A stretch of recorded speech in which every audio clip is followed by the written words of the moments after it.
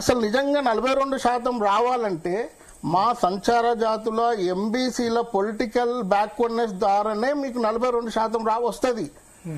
కాక మొత్తంగా బీసీల కనుక చూస్తే 42% కూడా రాదు. మళ్ళీ ఇంకొకటి అప్పుడు చిక్కుడు ప్రభాకర్ అన్న రాదు. ఎందుకు రాదంటే దాంట్లో తీసుకోవాల్సిన పారామీటర్ ఏంటంటే ఫస్ట్ అడిక్వేట్ రిప్రజెంటేషన్ ఉంటుంది.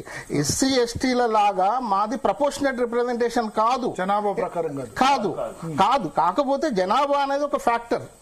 జనాభా ఫ్యాక్టర్ తీసుకొని సోషో పొలిటికల్ పారామీటర్ తీసుకున్నప్పుడే ఆ పొలిటికల్ బ్యాక్వర్డ్నెస్ ని ఎస్టాబ్లిష్ చేసినప్పుడే మనం ఎన్హాన్స్ చేసుకోవడానికి వీలైతుంది. అది మనం దృష్టిలో పెట్టుకోవాలి. తర్వాత మీకు ప్రజాస్వామ్యంలో మనం అందరం 56% అని అనుకుంటున్న బీసీ అందరము ఈ బీసీల అందరి గురించి ఆలోచించాలి. నేను ఏం రిక్వెస్ట్ చేస్తున్నా అంటే మా పెద్ద బీసీలతో ఒకటే రిక్వెస్ట్ చేసేది ఏంటంటే మీరు ఎమ్మెల్యేలుగా ఎంపీలుగా పోటీ చేయండి. కనీసం మాకు పొలిటికల్ రిప్రజెంటేషన్ గ్రౌండ్ రూట్ లెవెల్లో అయినా మాకు అవకాశాలు కల్పించండి. అప్పుడే కనుక మనకు బీసీల ఐక్యత వస్తుంది. దాన్ని కూడా మేము ఏదో బుల్డోజ్ చేస్తాము, ఇది మా కుటుంబ సమస్య అని డీవియేట్ చేయాలనే ప్రయత్నాలు చేయకండి. ఇంకొకటి ఏంటంటే ఇది నేనేదో కొత్తగా మనకున్న 42% రావడంలో నేను అడ్డుపడడానికి ఏం మాట్లాడట్లే. ఎందుకు అంటే ఆల్రెడీ కాంగ్రెస్ పార్టీ తన మేనిఫెస్టోలో పెట్టింది. విచిత్రం ఏంటంటే ఇప్పటికి కూడా బాధ అవుతుంది నాకు. 1.5 years నుండి మాట్లాడుతున్నాను నేను రెగ్యులర్గా, ఏ ప్లాట్ఫామ్ దొరికినా ఆ ప్లాట్ఫామ్ లో మాట్లాడుతున్నాను. ఉపవర్గీకరణ కనీసం చదవడానికి డేర్ చేశారు భరత్ గారు. అంటే వీళ్ళు బీసీల నాకు అనిపిస్తుంది వీళ్ళు బీసీ నాయకుల అక్కడ ఉపవర్గీకరణని చదవడానికి కూడా ధైర్యం చేయని వాళ్ళు వీళ్ళు బీసీ నాయకులుగా చలామణి ఎట్లా అవుతారు? నేను ఒకటే అడుగుతున్నా, మేము బీసీలు ఎంబీసీలు సంచార జాతులు బీసీలు కాదనుకుంటే మీరు క్లెయిమ్ చేస్తున్నట్టు 56% ఎట్లయితారు? మీరు ఎట్లా 56% మీరు క్లెయిమ్ చేయగలుగుతారు? అందుకనే పెద్ద మనసుతోని పెద్దరికంగా మాట్లాడడం, పెద్దరికంగా ఆలోచించడం నేర్చుకోవాలని నేను చెప్తున్నాను. 75 సంవత్సరాల నుండి కూడా దాదాపుగా 100 పై కులాలకు మినిమం అసెంబ్లీ మెట్లెక్కలే చిన్న కార్పొరేషన్ చైర్మన్ కాని కులాలు కూడా ఓర్చుకొని ఉన్నాయి. కానీ ఇప్పుడు ఒక కులానికి ఏదో మంత్రి పదవి రాలేదని వాళ్ళ కుల సంఘాలు మీటింగులు పెట్టుకొని బుల్డోజ్ చేసుకుంటూ, నేను అడుగుతున్న తెలంగాణ రాష్ట్రం మనం ఎందుకు తెచ్చుకున్నాం? తెలంగాణ రాష్ట్రం తెచ్చుకున్న తర్వాత కార్పొరేషన్లు, కులవృత్తులపై ఉన్న కార్పొరేషన్లు, ఫెడరేషన్స్ కు పాలక మండలి వేయకుండా ఒక్క బీసీ నాయకుడు అడిగాడు. కనీసం కరోనాలో కులవృత్తుల వాళ్ళు చనిపోతే మాట్లాడిన పరిస్థితి లేదు. ఇప్పుడు మనం ఈ 42%తోనే పెద్ద బీసీలలో ఒక ఐక్యత వస్తుంది అనుకుంటున్నారా? దీన్నే పెద్ద ఎజెండాగా తీయాలనుకుంటున్నారా? కాకపోతే ఇక్కడ వాయిస్లెస్ పీపుల్ అందరికీ అర్థమవుతుంది. మీరు ఈ 42% తీసుకొని మేమేదో ఎంజాయ్ చేయాలనే మనస్తత్వాన్ని మార్చుకోండి నేను రిక్వెస్ట్ చేస్తున్నాను. ఎందుకంటే మన అందరం బీసీలం కలవాలంటే, ఒక అన్నదమ్ములా కలవాలంటే ఒక సాక్రిఫైస్ నేచర్ ఉండాలి. ఒక సాక్రిఫైస్ నేచర్ ఉన్నప్పుడే బీసీలుగా మనం ముందుకు రాగలుగుతాం. లేదు ఒకసారి మాట్లాడేటప్పుడు బీసీలమని మాట్లాడతారు, ఇక్కడికి వచ్చేసరికి కులాలుగా ఆలోచిస్తారు. అంటే ఈ మనస్తత్వాలు, సంకుచితమైన మనస్తత్వాలు మారితేనే బీసీలలో ముందుకు పోతాం. ఇక కాంగ్రెస్ పార్టీ అంటారా, బీసీల మధ్యలో కూడా తమాషాలు చేస్తుంది. తమాషాలు చేసుకుంటూ అసలు ప్రొసీజరల్ డిలేనే మొత్తంగా ఉంది. అసలు ఎట్లాంటి అనాలిసిస్ చేయలేదు.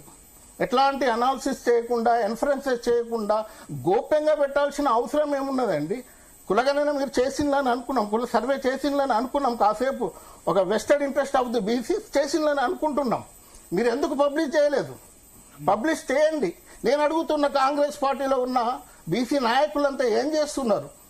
1-2 కులాలకు మంత్రి పదవులు ఇవ్వగానే బీసీలందరికి ఇచ్చినట్ట కాదు కదా. అట్లా కాకుండా ఎన్నో సమస్యలు ఉన్నాయి. అట్లాంటి బీసీ సమస్యలన్నింటినీ కూడా మాట్లాడలేకపోతున్నారు. నేను మళ్ళీ చెప్తున్నా, కాంగ్రెస్ పార్టీలో కావచ్చు, ఇతర పార్టీల్లో ఉండొచ్చు బీసీ నాయకులు, మీరు ముందు వరుసలో ఉండొచ్చు, నేను కాదనట్లేదు. ముందు వరుసలో ఉన్న వాళ్ళకు ముందు ఆ ఫలాలు అందుతాయి, నేను తప్పు పట్టట్లేదు. కానీ ఆ ఫలాలు కింది వరకు చేరాలనే ఒక ఆలోచన కూడా ఉండాలి. కాంగ్రెస్ పార్టీ చేస్తున్నంత నాటకాలు నేను అడుగుతున్నా అండి, మీరు జంతర్ మంతర్ దగ్గర పోయి ధర్నా చేయాల్సిన అవసరం ఏముంది? మీకు మినిమం అది లేదా, లీగల్ నాలెడ్జ్ లేదా? 285A ముందు అబోలిష్ చేయాలని 2 జీవోలు తీసుకొచ్చారు March 17, 2025లో. దాంట్లో తప్పుల తడకలు, దాంట్లో రాజకీయం అంతా పెట్టారు. 2 బిల్లులలో, ఒక బిల్లు లోకల్ బాడీలకు సంబంధించి, రెండో బిల్లు విద్యా ఉద్యోగ రంగాలకు సంబంధించి డెఫినేషన్సే సరిగా పెట్టలేదు. విద్యా ఉద్యోగ రంగాలకు రాగానే వీళ్ళు ఏం చేస్తారంటే కేటగరైజేషన్ గురించి మాట్లాడతారు, అక్కడ ముస్లిం రిజర్వేషన్స్ గురించి మాట్లాడతారు, బీసీఈ గురించి మాట్లాడతారు. బీసీఈ వాళ్ళు బాగున్నారా, బీసీఏ వాళ్ళు బాగున్నారా, ఒకసారి చర్చలకు పోదాం, చర్చ పెడదండి. నేను ఒకటే అంటున్నా, మొట్టమొదలుగా మీరు పబ్లిష్ చేయండి, మీ డేటాను పబ్లిష్ చేయండి, మీ రెఫరెన్సెస్ డేటాను మీరు ఏం అరైవ్ అయిండ్లు మరి పెట్టండి. ఇప్పటి వరకు ఏ బీసీలు ఎంతమంది ఉన్నారు, ఎవరికి రాలేదని మీరు బయట పెట్టండి. బయట పెట్టినప్పుడు ఆటోమేటిక్గా ఈ కోర్టు కాదు ఏ కోర్టు అయినా కూడా తప్పకుండా ఒప్పుకుంటుంది. ఓకే, మనతో పాటు బాలరాజ్ యాదవ్ గారు బీఆర్ఎస్ నుంచి జాయిన్ అయ్యారు. బాలరాజ్ యాదవ్ గారు, సో ఏంటి మీ పార్టీ స్టాండ్ ఏంది? ఇప్పుడు ఎన్నికలు జరుగుతాయా లేదా, మీరు రెడీ ఉన్నారా? భరత్ గారు, ముందుగా మీకు జీ తెలుగు ప్రేక్షకులకి, యాజమాన్యానికి, ప్యానల్ లో పెద్దలందరికీ నమస్కారం. ప్రధానంగా భారత రాష్ట్ర సమితి నుంచి ఇలా కాంగ్రెస్ పార్టీ ప్రభుత్వాన్ని ఒకటే డిమాండ్ చేస్తా ఉంది. ఏదైతే మీరు కామారెడ్డిలో డిక్లరేషన్ పెట్టి బడుగు బలహీన వర్గాలకు సంబంధించి 42% రిజర్వేషన్ ఇస్తామని చెప్పేసి ఒక మాట ఇచ్చినారు, హామీ ఇచ్చినారు. ఆ హామీ సంబంధించి జీవోల ద్వారా కాకుండా చట్టబద్దమైనటువంటి రిజర్వేషన్ కల్పించాలనే అంశాన్ని స్పష్టంగా కాంగ్రెస్ పార్టీ డిమాండ్ చేస్తా ఉంది. ఇలా కోర్టు తీర్పులు ఒకవైపు ఉన్నవి, దేశంలో సుప్రీంకోర్టు తీర్పులు ఉన్నవి, ఈ రాష్ట్రంలో హైకోర్టు తీర్పులు ఉన్నవి. ఇవాళ జీవో పేరుతోటి, అదేవిధంగా ఆర్డినెన్స్ పేరుతోటి జరుగుతున్న నాటకాల మధ్యన, తతంగాల మధ్యన అనేక రకాల వ్యవస్థలు నడుస్తా ఉన్నాయి. ఆ వివరాల జోలికి నేను పోదలుచుకోని, కాంగ్రెస్ పార్టీ ఇవాళ జాతీయ పార్టీ, సుమారు 125 సంవత్సరాల చరిత్ర దానికి ఉంది. ఈ 75 సంవత్సరాల స్వతంత్ర భారతదేశ చరిత్రలో సుమారు 60 ఏళ్లు కాంగ్రెస్ పార్టీ అధికారంలో ఉంది. కాంగ్రెస్ పార్టీకి కోర్టు తీర్పులు తెలవనిది కాదు, ఓబీసీల రిజర్వేషన్ల సమస్య ఏదైతే తెలంగాణ సంబంధించిన అంశంగా కాదు, ఇది జాతీయ సమస్య ఉందనేది రాహుల్ గాంధీ గారికి, ఈ రోజున ప్రతిపక్ష నాయకుడు రాహుల్ గాంధీ గారికి తెలుసు. వారు రాజ్యాంగాన్ని చేతులు పట్టుకుని తిరుగుతూనే ఉన్నారు. ఇలా కోర్టు తీర్పులు వాళ్ళకి తెలియంది కాదు. ఒకవైపు కర్ణాటకలో వాళ్ళు రీసెంట్ గా కులగణన చేశారు, దాన్ని మళ్ళీ తీసేసి మళ్ళీ 402 కోట్లు కేటాయించి మళ్ళా కులగణన చేయాలనే ప్రయత్నం చేస్తా ఉన్నారు. గతంలో ఇండి కూటమి సంబంధించి బీహార్ లో ఉంటే ఆ తేజస్వి యాదవ్ వాళ్ళందరూ, అక్కడ ఉన్న వాళ్ళందరూ కూడా మాకు కూడా ఇక్కడ ఓబీసీల సంబంధించి కులగణన జరగాలి, మాకు రిజర్వేషన్ కావాలని వారు కూడా కొట్లాడుతా ఉన్నారు. దేశవ్యాప్తంగా ఈ చర్చ జరుగుతా ఉంది. ఇలా 2 జాతీయ పార్టీలుగా భారతీయ జనతా పార్టీ ఒకవైపు కేంద్రంలో అధికారం ఉంది, ప్రతిపక్షంగా కాంగ్రెస్ పార్టీ ఉంది. బీసీలకు సంబంధించి మీరు ఏం చేస్తారో చేయాల్సిన అవసరం ఉంది. ఇంతకుముందు మన సంచార జాతులకు సంబంధించి వారు మాట్లాడారు, చాలా అద్భుతమైన మాట. వాస్తవంగా బీసీలలో ఇలా బీసీలు, ఎంబీసీలు, ఓబీసీలకు సంబంధించినప్పుడు బీసీలు, ఎంబీసీలు, అదేవిధంగా సంచార జాతులు. డెఫినెట్ గా సార్, పైనుంచి కింది వరకు అందరికి న్యాయం జరగాల్సిందే. న్యాయం జరగకపోతే వ్యవస్థలో మనమేం విశ్లేషకం అవుతాము, మనమేమి మంచి కోరే వాళ్ళం అవుతాము. డెఫినెట్ గా అన్ని వర్గాలకు ఉండాల్సిందే. ఆ క్రమంలోనే ఇదేదో బీసీలలో కొన్ని కులాలే తింటున్నాయి అనే అంశం ఏదైతే చర్చ తీసుకొస్తున్నారో ఇది తర్వాత అంశం.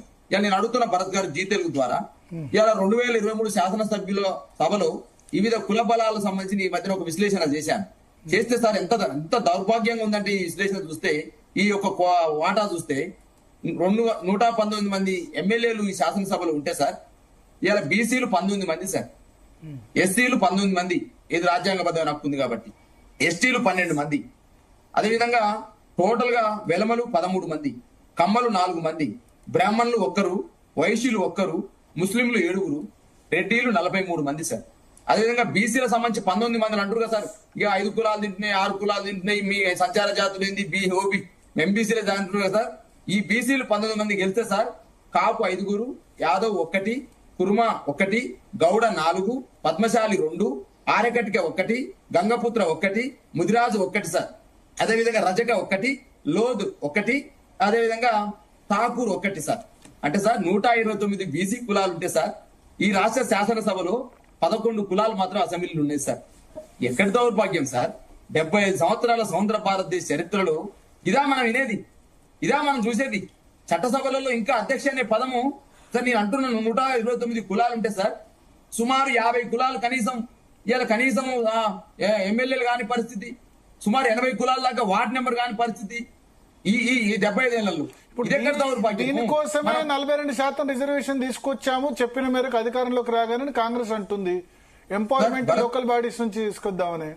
భరత్ గారు నేనేమంటున్నంటే జీ తెలుగు ద్వారా నేను స్పష్టంగా అడిగేది ఒకటే అడుగుతున్నా కాంగ్రెస్ పార్టీని, పెదాల మీద ప్రేమ కాదు బలైన వర్గాల పట్ల హృదయంలో ప్రేమను చూపించండి. మీరు అంటున్నారు కదా మోదీ గారు అడ్డం పడతా ఉన్నారు, రాష్ట్రపతి గారు సంతకం పెడతలేరు, గవర్నర్ గారు ఆర్డినెన్స్ మీద జీవో ముందు తీసుకోపోవట్లేరు అని మీరు అంటున్నారు కదా సార్. మీ చేతిలో ఉన్నాయి కొన్ని ఉన్నాయి, మీ చేతిలో ఉన్నాయి. ఇలా రేవంత్ రెడ్డి గారు ముఖ్యమంత్రి ఉంది సార్. ముఖ్యమంత్రి తన క్యాబినెట్ విస్తరించుకునే అవకాశం ముఖ్యమంత్రి గారు